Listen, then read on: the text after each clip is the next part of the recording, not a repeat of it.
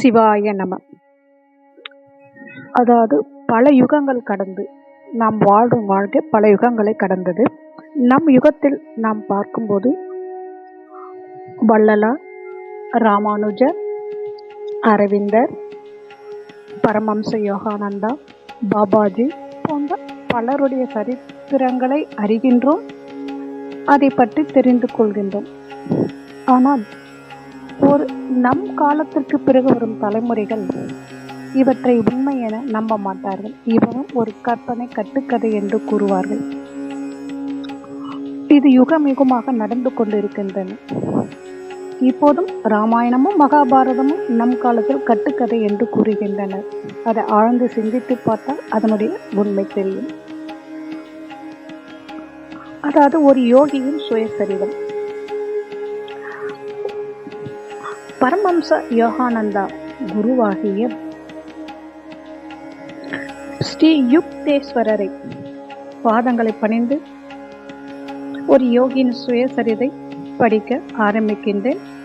அது மட்டுமல்லாமல் யாம் அறிந்ததை பலர் அறிய செய்தல், பலர் அறிய செய்தல். ஒரு யோகியின் சுயசரிதை.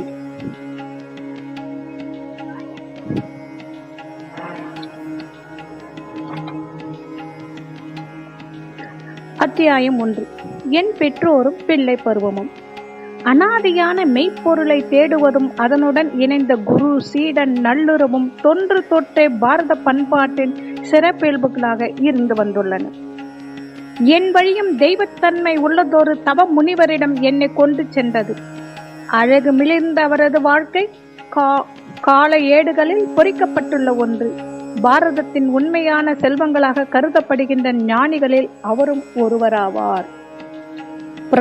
பிரதான எகிப்து, பாபிலோனியா ஆகிய நாடுகளுக்கு ஏற்பட்ட விதி தங்கள் நாட்டிற்கு ஏற்பட்டு விடாமல் ஒவ்வொரு தலைமுறையிலும் இத்தகைய ஞானிகள் தோன்றி பாதுகாத்து வந்துள்ளனர். என் குழந்தை பருவத்தின் நினைவுகள் கால வரிசைக்கு அப்பாற்பட்ட முற்பிறப்பின் இயல்புகளை தழுவினாக இருக்க காண்கின்றேன். இமய பனி சாரல்களிடையே ஒரு யோகியாக நான் வாழ்ந்த தொல்கால வாழ்க்கையின் தெளிந்த நினைவுகள் என்னுள் எழுந்தன. கடந்த காலத்தின் தோற்றங்கள் ஏதோ ஒரு வரையறையற்ற தொடர்பின் மூலமாக வருங்காலத்தை கூட காண உதவின. குழந்தை பருவத்தின் இயலாமையினால் எழுந்த அவமானங்கள் பற்றி இன்னும் எனக்கு ஞாபகம் இருக்கிறது. உணர்ச்சிகளை சுதந்திரமாக வெளிப்படுத்தும் திறமையின்றி இருந்ததையும் நடமாட இயலாது இருந்ததையும் நான் மனக்கசப்புடன் உணர்ந்தேன். என் உடலின் பலவீனத்தை நான் உணர்ந்த போது பிரார்த்தனைகள் என்னுள் பொங்கி எழுந்தன. தீவிர உணர்ச்சிகரமான என் வாழ்க்கை பன்மொழி வார்த்தைகளில் என் மனத்துள் வெளிப்பட்டது. என்னுள் ஏற்பட்ட பன்மொழிகள் குழப்பத்திற்கிடையில் நான் படிப்படியாக என் உடையவர்களின் வங்காள சொற்களை செவிமடுக்க பழகி கொண்டேன். பொம்மைகளுடனும் கால் விரல்களுடனான விளையாட்டிற்குள் அடங்கிவிட்டதாக பெரியவர்களால் கருதப்படும் மழலையின் மனம்தான் எத்துணை ஏமாற்ற வல்லது. என் உள்மனம் கொத்தொழிப்பும் அதற்கு ஈடு கொடுக்க முடியாத என் உடலும் அடிக்கடி பிடிவாதமான அழுகைகள் உண்டாக்கின. என் வேதனை கண்டு எதுவும் செய்வதறியாத என் குடும்பத்தினர் திகைப்பை நான் நினைவு கூறுகிறேன். மகிழ்ச்சி நிறைந்த நினைவுகளுள் என்னுள் குவிகின்றன. என் தாயின் சீராட்டல்கள் மற்றும் மழலை சொற்கள் உதிர்க்கவும் தளர்நடை பயிலவும் மேற்கொண்ட என் முதல் முயற்சிகள் உடனுக்குடனே மறுக்கப்படும். இத்தொடக்க வெற்றிகள் தான் தன்னம்பிக்கையின் இயற்கையான அடிப்படையாகும். தொலை தூரம் ஊடுருவும் என் நினைவுகள் தனிப்பட்ட அனுபவம் இல்லை.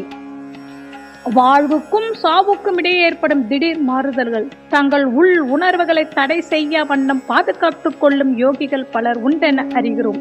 மனிதன் ஓர் உடல் மட்டுமே, ஆனால் அதை இழக்கும் போது அவனே இல்லாதனாகி விடுகின்றான்.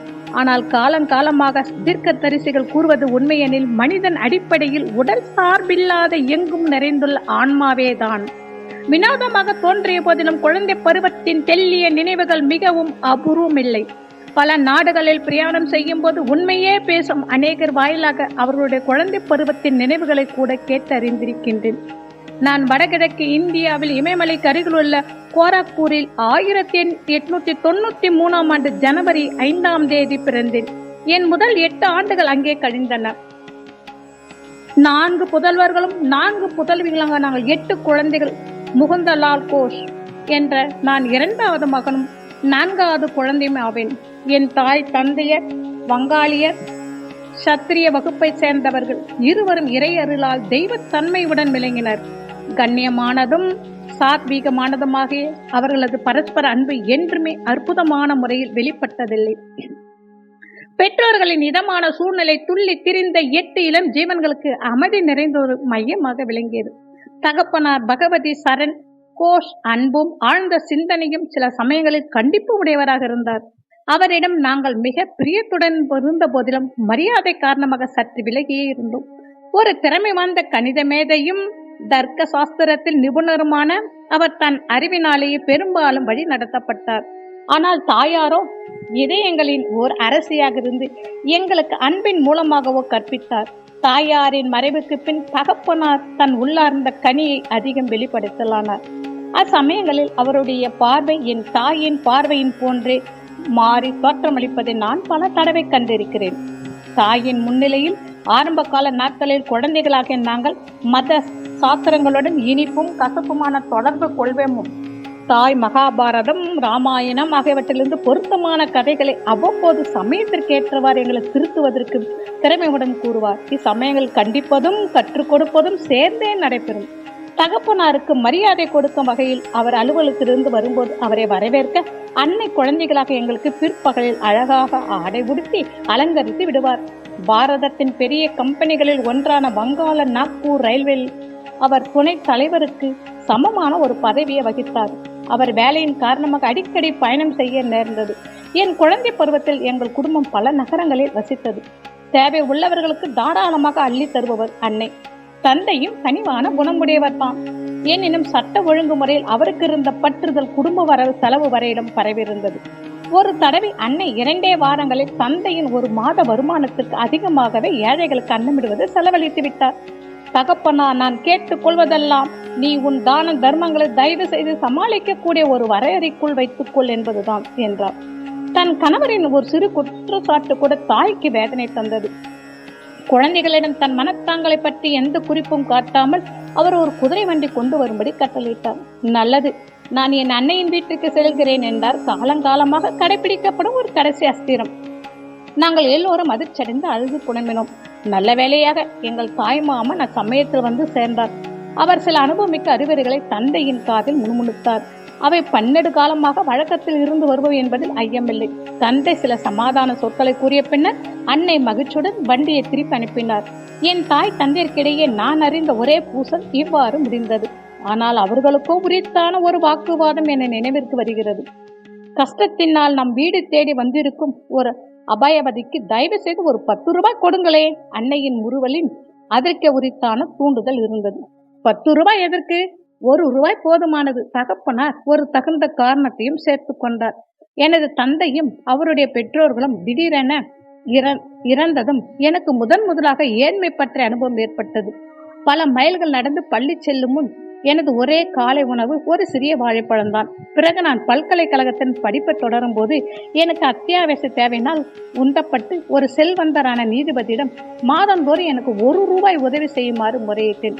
அவர் 1 ரூபாய் கூட பெரிய தொகைதான் என்று கூறி நிராகரித்து விட்டார். பார்த்தீர்களா, அந்த ரூபாவின் மறுப்பை எவ்வளவு கசப்பாக நினைவு கூறீர்கள். அன்னையின் இதயம் உடனடியாக வாதிட்டது. அவசரமாக தேவைப்படும் 10 ரூபாய் மறுக்கப்படுவதை உங்களைப் போலவே இப்பெண்ணும் வேதனையுடன் பிற்காலத்தில் நினைவு கூற வேண்டுமென்றால் நீங்கள் விரும்புகிறீர்கள். உனக்கு தான் வெற்றி. காலங்காலமாக வெல்லப்பட்டு வரும் கணவன்மார்களின் முகபாவத்துடன் அவர் தன் கைப்பையை திறந்தார். இதோ ஒரு 10 ரூபாய் நோட்டு, இதை எனது நல்வாழ்த்துக்களுடன் அவளிடம் கொடு. எந்த ஒரு புது யோசனைக்கும் எனது தந்தை முதலில் இல்லை என்று சொல்லும் சுபாவமுடையவர். எனது அன்னையிடமிருந்து மிக சுலபமாக அனுதாபத்தை பெற முடிந்த அந்த பெண்ணிடம் எனது தந்தை நடந்து கொண்ட முறை அவருடைய வழக்கமான எச்சரிக்கைக்கு ஒரு உதாரணம் எனலாம். எதையும் உடனே ஒப்புக்கொள்வதில் அவருக்கு மிகுந்த தயக்கம். உண்மையில் சிந்தித்து செயல்பட வேண்டும் என்ற கொள்கையை மதிப்பதாகும். தந்தையினுடைய தீர்ப்புகள் நியாயமாகவும் சரிசமமாகவும் இருந்தன என்பதை நான் எப்போதும் கண்டுள்ளேன். என்னுடைய பல வேண்டுகோள்களை, அதை விடுமுறையில் சுற்றுலா பயணமாக இருந்தாலும் சரி அல்லது புது மோட்டார் சைக்கிள் வாங்குவதாக இருந்தாலும் சரி, ஓரிரு நியாயமான காரணங்கள் கூறினால் அவற்றை அவர் தவறாத பூர்த்தி செய்து விடுவார். தந்தையார் தம் குழந்தைகளை சிறு வயதினராக இருந்த போதே அவர்கள் மீது மிக கண்டிப்புடையவராக இருந்தார். ஆனால் தன்னை பற்றி அவரது மனப்பாங்கு மிக மிக தீவிரமான தன்னல மறுப்பு. உதாரணமாக, அவர் சினிமாக்கு சென்றதே இல்லை. பல ஆத்மா சாதனைகள் ஈடுபடுவதும் பகவத்கீதை படிப்பதுமாக அவரது பொழுதுபோக்கு. எல்லா ஆடம்பரங்களையும் தொடர்ந்து பழைய காலணிகள் கூட அவர் அடியோடு உபயோகமற்று போகிற வரை அணிவார். மோட்டார் கார்கள் பிரசித்தமான பிறகு அவருடைய புதல்வர்கள் கார்களை வாங்கினார்கள். ஆனால் அவரோ தினமும் அலுவலகத்திற்கு இழுவண்டிலே சென்று வந்தார். அதிகாரத்துக்காக பணம் சேர்ப்பதில் தந்தைக்கு ஆர்வமில்லை. ஒரு தடவை அவர் கல்கத்தா நகர வங்கியை தொடங்கி அதை முறையாக செயல்பட வைத்த பிறகு அதில் எந்த விதமான பங்குகளையும் ஏற்று லாபம் அடைய மறுத்துவிட்டார். தன் ஓய்வு நேரங்கள் கூட ஒரு பொது கடமையை செய்ய விரும்பினார். அவ்வளவுதான். தந்தையார் வேலையிலிருந்து ஓய்வு பெற்ற பல வருடங்களுக்கு பிறகு வங்காள நாக்பூர் ரயில்வே கம்பெனியின் கணக்கு வழக்குகளை ஆய்வு செய்ய இங்கிலாந்திலிருந்து ஒரு கணக்கர் இந்தியாவுக்கு வந்தார். தந்தையார் வெகு நாட்களுக்கு முன்னே தனக்கு சேர வேண்டிய போனஸ் தொகை பெற விண்ணப்பிக்கவே இல்லை என்பதை கண்டு அந்த ஆய்வாளர் பெரும் வியப்புற்றார். அவர் 3 மனிதர்கள் வேலையை செய்திருக்கிறார் என்றும் அந்த கணக்காளர் கம்பெனி அதிகாரியிடம் கூறினார். அவருக்கு கம்பெனியிலிருந்து ரூபாய் 1,25,000 ஈட்டுத் தொகை சேர வேண்டியிருந்தது. கம்பெனியின் பொருளாளர் அத்தொகைக்கு எங்கள் தந்தையாருக்கு ஒரு காசோலை அனுப்பினார். எனது தந்தைக்கு இது ஒரு பெரிய விஷயமாக படவில்லையாதால் அவர் அதை குடும்பத்தினரிடம் கூற மறுத்துவிட்டிருந்தார். வெகு நாட்களுக்கு பின் வங்கியில் இருந்து வந்த அறிவிப்பில் பெரும் வைப்பு தொகை குறிப்பிடப்பட்டிருப்பதை பார்த்து எனது தம்பி விஷ்ணு அவரிடம் இதை பற்றி விவாதித்தான். தந்தையார், இந்த பொருளாதார லாபத்தை பற்றி பெருமைப்படுவேனேன், எதையும் சமநிலையில் பார்க்க வேண்டும் என்ற கொள்கை உடையவன். லாபத்தால் மகிழ்வதில்லை, நஷ்டத்தால் கலங்குவதும் இல்லை. இவ்வுலகில் மனிதன் வரும்போது ஒரு காசு கூட இல்லாமல் தான் வருகிறான், போகும்போதும் ஒரு ரூபாய் கூட இல்லாமல் தான் போகிறான் என்பது அவனுக்கு தெரியும் என்றார். எனது பெற்றோர்கள் மனவாழ்வின் தொடக்க காலத்திலே காசியில் வசித்த லஹாரி மகாசயார் என்ற பெரிய மகானின் சீடர்களாக ஆனார்கள். இந்த தொடர்பு இயல்பாகவே தந்தையிடம் காணப்பட்ட மனக்கட்டுப்பாட்டு உணர்வு மேலும் உறுதி பெற செய்தது. ஒரு தடவை எனது மூத்த சகோதரி ரோமாவிடம், எனது அன்னை, உன் தந்தையும் நானும் ஒரு வருடம் ஒரு முறைதான் மக்கட்பேறு பெற வேண்டி கணவன் மனைவியாக இருப்போம் என்று குறிப்பிடத்தக்க செய்தி ஒன்றை கூறினார். தந்தையார் லஹாரி மகாசயரை வங்காள நாக்பூர் ரயில்வேயின் கிளை ஒன்றில் ஊழியராக இருந்த அவினாஷ் பாபின் மூலமாக சந்தித்தார். கோராக்பூரில் பாரத தேசத்தின் பல மகான்களை பற்றி எனது இளம் மனதை கவரும் வண்ணம் அநேக கதைகள் அவினாஷ் பாபு எனக்கு கூறினார். அவர் எப்பொழுதும் தன் குருவின் அருமை பெருமைகளை கூடிய புகழ உரையில்தான் தன் கதைகளை முடிப்பது வழக்கம். உன் தந்தையார் எப்படிப்பட்ட அசாதாரணமான சூழ்நிலையில் லஹாரி மகாசயாரின் சீடர் ஆனார் என்பது பற்றி நீ எப்பொழுதாவது கேள்விப்பட்டிருக்கிறாயா? ஒரு சாகசமான கோடை மாலை வேளை நானும் அவினாஷ் பாபும் எங்கள் வீட்டு வளாகத்தில் உட்கார்ந்திருந்த பொழுது அவர் ஆவலை கிளறும் இந்த கேள்வி என்னிடம் கேட்டார். நான் ஆர்வமுடன் ஒரு புன்முறுவலை சிந்தி இல்லை என்பதற்கு அடையாளமாக தலையசைத்தேன். பல வருடங்களுக்கு முன்பு நீ பிறப்பதற்கு முன்னால் நான் எனது மேலதிகாரியான உன் தந்தையிடம் காசிலிருந்து எனது குருநாதரை சந்திப்பதாக ஒரு வாரம் எனது அலுவலக பணிகளிலிருந்து விடுப்பு கேட்டேன். உன் தகப்பனார் எனது திட்டத்தை ஏளனம் செய்தார். அவர், நீ என்ன ஒரு மத வெறியனாக போகிறாயா என்று கேட்டுவிட்டு, முன்னுக்கு வருவது உனக்கு விருப்பம் இருந்தால் உன் அலுவலக பணிகள் கவனம் செலுத்து என்று கூறிவிட்டார். அன்று நான் வருத்தத்துடன் ஒரு தோப்பு வழியாக வீட்டுக்கு நடந்து வந்தபோது பல்லக்கில் வந்து கொண்டிருந்த உன் தந்தையை சந்தித்தேன். அவர் தன் பல்லக்கையும் வேலைக்காரர்களையும் அனுப்பிவிட்டு என்னுடன் நடக்கத் தொடங்கினார். என்னை சமாதானப்படுத்தும் முறையில் லோககாயத்தனமான வெற்றிகளுக்கு முயற்சிப்பதில் உள்ள லாபத்தை எனக்கு சுட்டி காட்டினார். நான் விருப்பமில்லாமல் அதை கேட்டுக்கொண்டு வந்தேன். ஆனால் எனது இதயம் லஹாரி மகாசயா தங்களை காணாமல் என்னால் வாழ முடியாதே என்று திரும்ப திரும்ப கூறிக்கொண்டிருந்தது. மாலை கதிரவனின் கிரணங்கள் உயரமாக வளர்ந்து கிடந்த கோரை புற்களின் அலைவரிசைகளில் மகுடம் சுற்றி கொண்டிருந்த ஒரு அமைதி நிறைந்த வரப்புக்கு எங்கள் பாதை எங்களை இட்டு சென்றது. நாங்கள் அதை வியந்தவாறு நின்றோம். அங்கு அந்த வயலில் எங்களுக்கு மிக அருகில் எனது மகா குருவின் உருவம் திடீரென்று தோன்றியது. பகவதி, நீ உன்னிடம் வேலை செய்பவரிடம் மிக கடுமையாக இருக்கிறாய். அவர் குரல் திகைத்து நின்று எங்கள் காதில் கணீர் என்று வந்து மோதியது. அவர் தோன்றியது போலவே மாயமாக மறைந்து விட்டார். நான் மண்டிட்டு வணங்கியவாறு லஹாரி மகாசயா, லஹாரி மகாசயா என்ற வியப்புடன் கூறிக்கொண்டிருந்தேன். உன் தந்தையார் சில வினாடிகளுக்கு ஆடாது அசையாது திகைப்புற்று நின்று விட்டார். அவினாஷ், நான் உனக்கு விடுப்பு கொடுப்பது மட்டுமல்லாமல் நாளைக்கு காசிக்கு புறப்பட நானும் விடுப்பு எடுத்துக் கொள்கிறேன். உனக்கு சிபார்த்து செய்வதற்காக நினைத்த மாத்திரத்தில் தோன்றும் திறனுள்ள இந்த மகான் லஹாரி மகாசயரை அறிந்து கொள்ள வேண்டும். எனது மனைவிடன் வந்து அவருடைய மெய்ஞான பாதையில் எங்களுக்கு வழிகாட்டி உபதேசம் செய்து அருளும்படி வேண்ட போகிறேன். நீ எங்களை அவரிடம் அழைத்து போவாயாக. ஓ, தாராளமாக. மிக்க அதிசயமான முறையில் எனது பிரார்த்தனைக்கு விடை கிடைத்தாலும் நிகழ்ச்சிகள் எல்லாம் சீக்கிரமாக எனக்கு சாதகமாக அமைந்தாலும் எனது மனது மகிழ்ச்சியால் நிறைந்தது. அடுத்த நாள் மாலை நானும் உன் பெற்றோரிடம் காசிக்கு ரயிலில் புறப்பட்டோம். மறுநாள் காசி அடைந்ததும் கொஞ்ச தூரத்திற்கு ஒரு குதிரை வண்டியில் சென்றோம். பிறகு நாங்கள் குருதேவர் வசிக்கும் தனிமையான வீட்டிற்கு குறுகலான சந்துகளின் வழியாக நடந்தே செல்ல வேண்டியிருந்தது. அவருடைய சிறு கூடத்தை அடைந்த நாங்கள் தன் வழக்கப்படியே பத்மாசனமிட்டு அமர்ந்திருக்கும் அவரை வணங்கினோம். அவர் தன் கண்களை சிமிட்டியவாறு ஊடுருவும் பார்வையை உன் தந்தையை நோக்கி திருப்பினார். பகவதி, நீ உன்னிடம் வேலை செய்வரிடம் மிக கடுமையாக இருக்கிறாய்.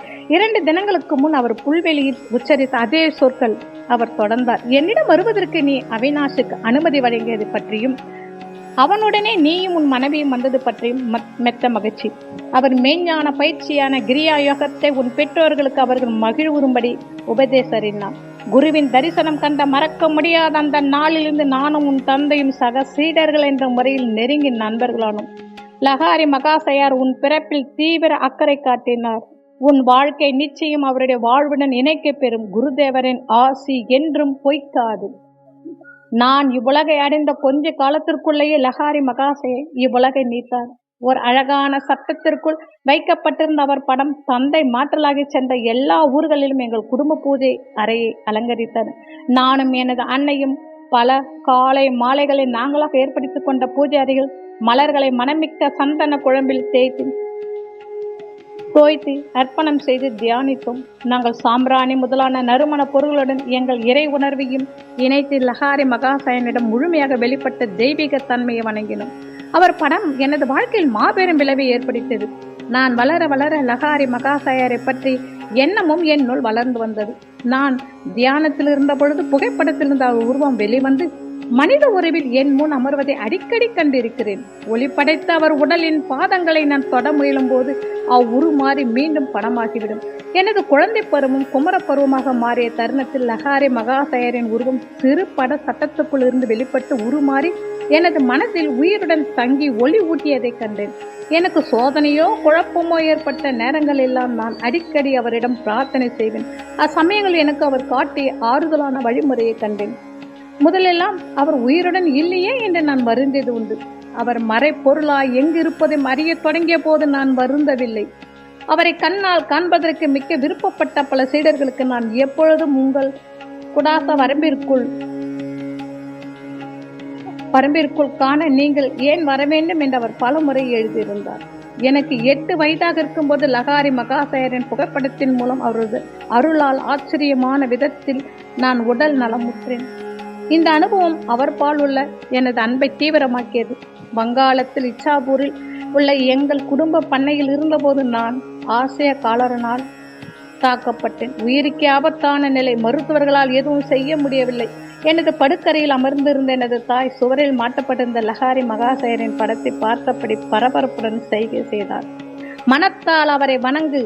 நான் கையை தூக்கி கும்பிடக்கூட சக்தியற்று இருந்தேன் என்பது எனது அன்னைக்கு தெரிந்திருந்து, நீ உண்மையான பக்தியுடன் உள்ளத்துள் அவரை மண்டியிட்டால் உன் உயிர் காப்பாற்றப்படும். அவர் புகைப்படத்தை நான் உற்று நோக்கிய பொழுது அங்கே கண்களை கூசவிக்கும் ஒரு ஒளி என்னையும் அந்த அறை முழுவதையும் சூழ்வதைக் கண்டேன். என்னுடைய குமட்டலும் கட்டுக்கடங்காத மற்ற அறிகுறிகளும் மறைந்தன. நான் நலமடைந்தேன். உடனே தன் குருவின் மீது எனது அன்னைக்குள்ள அளவற்ற நம்பிக்கை போற்றும் வகையில் அவர் பாதங்களை தொட்டு குனிந்து வணங்கும் அளவிற்கு எனக்கு உடலில் தெம்பு உண்டாயிற்று. அன்னை திரும்ப திரும்ப சிறு படத்தை தன் தலையால் தொட்டு வணங்கினார். எங்கும் நிறைந்திருக்கும் குருவே, தங்கள் ஒளி எனது மகனை நலமடைய செய்ததற்கு நான் நன்றி கூறுகிறேன். வழக்கமாக உயிருக்கு ஆபத்தை விளைவிக்கும் அந்த வியாதியிலிருந்து என்னை உடனே மீட்ட பேரொளியை எனது அன்னையும் கண்டிருக்கிறார் என்பது எனக்கு புரிந்தது. அந்த புகைப்படம் விலை மதிக்க முடியாத என அரிய பொக்கிஷங்களில் உண்டு. லகாரி மகாசயா தான் கையால் எனது தந்தைக்கு கொடுத்தமையால் இது ஒரு புனித அதிர்வலையை பெற்றுள்ளது. முதலில் அந்த படம் எப்படி பிடிக்கப்பட்டது என்பது ஆச்சரியகரமானது. நான் அக்கதையை எனது தந்தையின் சகோதர சீடர் காளிகுமாராய் மூலமாக அறிந்தேன். அந்த மகானுக்கு யாரும் தன்னை புகைப்படம் எடுப்பதில் வெறுப்பு இருந்தது. மேலும் ஒரு சமயம் அவர் மறுத்தும் கேளாமல் அவரையும் காளிகுமார் ராய் உள்ளிட்ட ஒரு பக்தர்கள் குழுவையும் சேர்த்து புகைப்படம் எடுக்கப்பட்டது. கழுவிய படத்தில் எல்லா சீடர்களுடைய உருவங்களும் தெளிவாக பதிந்திருக்கையில் நடுவில் லகாரி மகாசயர் உருவம் நியாயமாக இருக்க வேண்டிய இடம் மட்டும் காலியாக இருப்பதைக் கண்டு புகைப்படக்காரர் பெரும் வியப்புற்றார். அவ்வதிசயத்தை பற்றி பலர் வெகுவாக விவாதித்தனர். கங்காதரர் பாபு என்ற புகைப்பட நிபுணர் மாணவன் மறைத்துக் கொள்ளும்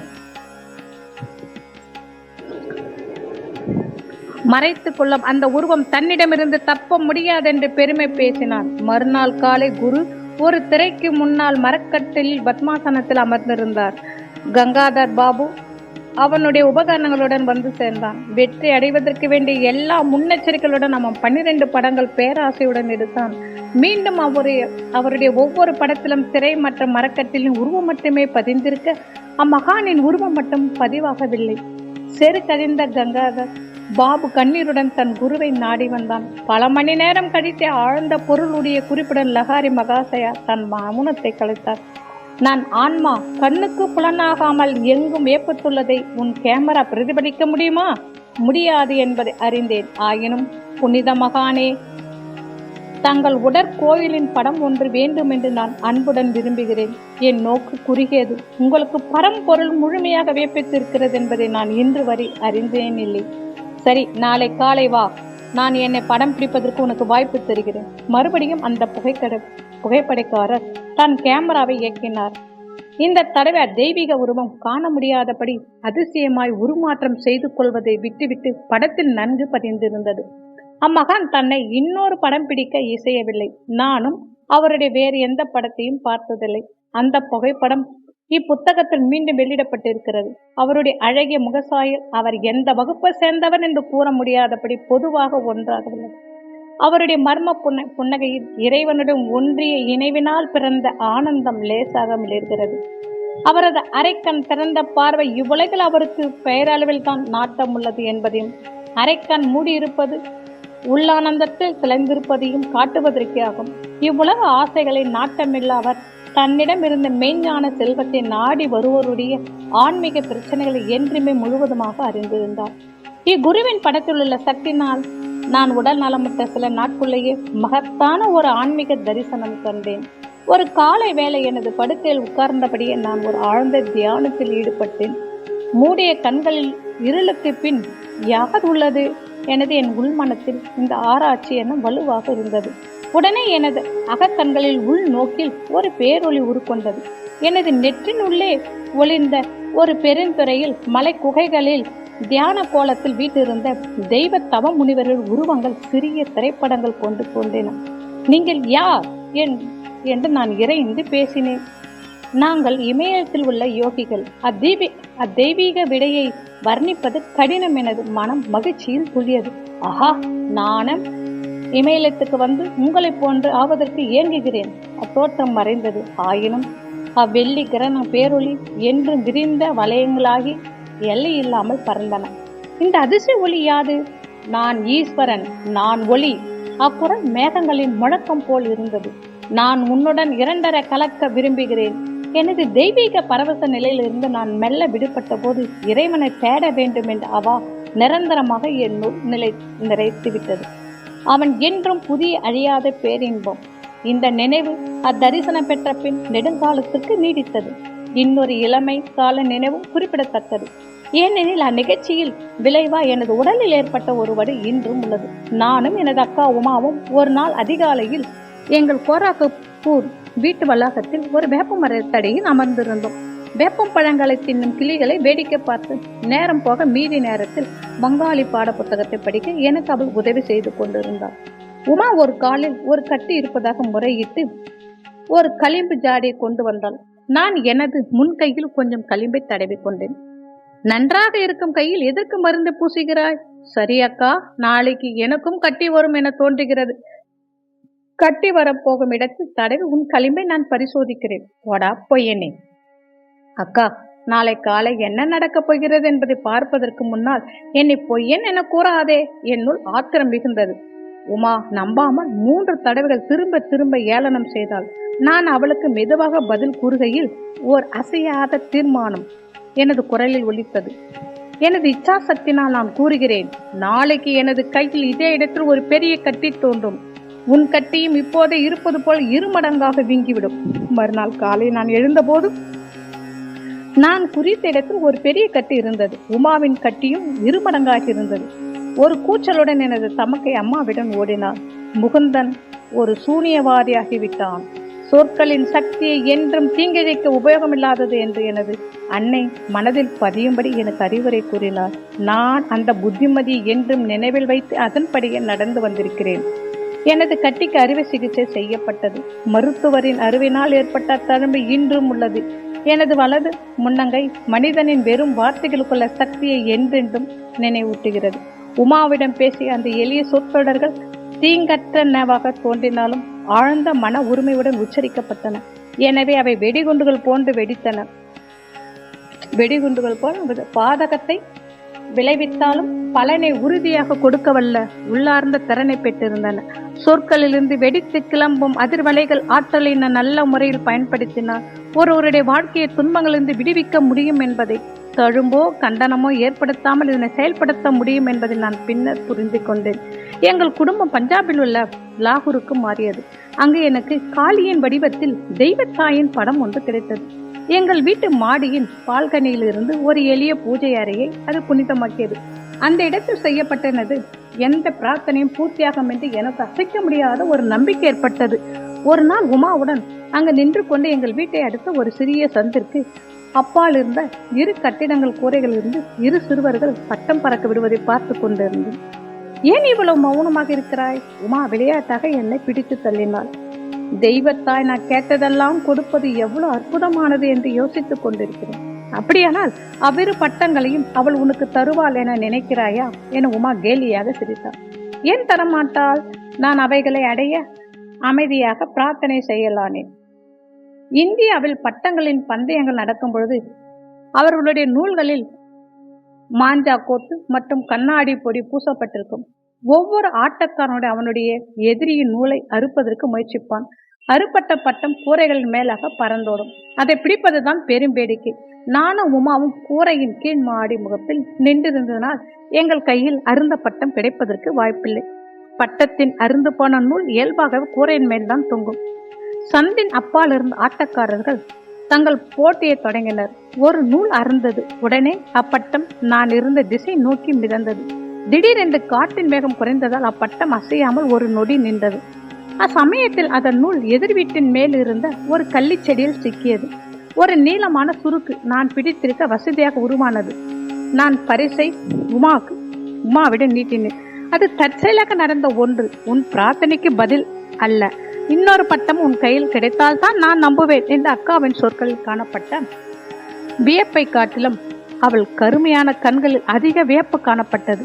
நான் எனது பிரார்த்தனையை தீவிரமாக தொடர்ந்தேன். வேகமாக இழுத்ததினால் அந்த இன்னொரு ஆட்டக்காரனும் தன் பட்டத்தை திடீரென்று இழந்தான். அது காற்றில் ஆடி அசைந்தவாறு என்னை நோக்கி வந்தது. எனது உதவியாலான அக்கள்ளிச்செடி நான் அப்பட்டத்தை பிடிப்பதற்கேற்ப ஒரு சுருக்கை மறுபடியும் உண்டாக்கியது. எனது இரண்டாவது வெற்றி பரிசையும் நான் உமாவிற்கு அளித்தேன். உண்மையாகவே தெய்வத்தாய் உனக்கு செவி சாய்க்கிறாள். இதெல்லாம் எனக்கு புரியாத மர்மம். அக்கா திடீரென மிரண்ட மான்குட்டியை போன்று ஓடிவிட்டாள். அதாவது இந்த அத்தியாயத்தின் மூலம் எந்த ஒரு செயலும் நாம் பிரார்த்தனை செய்தால், இறைவனை நம்பி முழுமையாக பிரார்த்தனை செய்தால் எதுவும் கிடைக்கும் என்பதை அறியலாம். சிவாய் நம் திருச்சிற்றம்பலம்.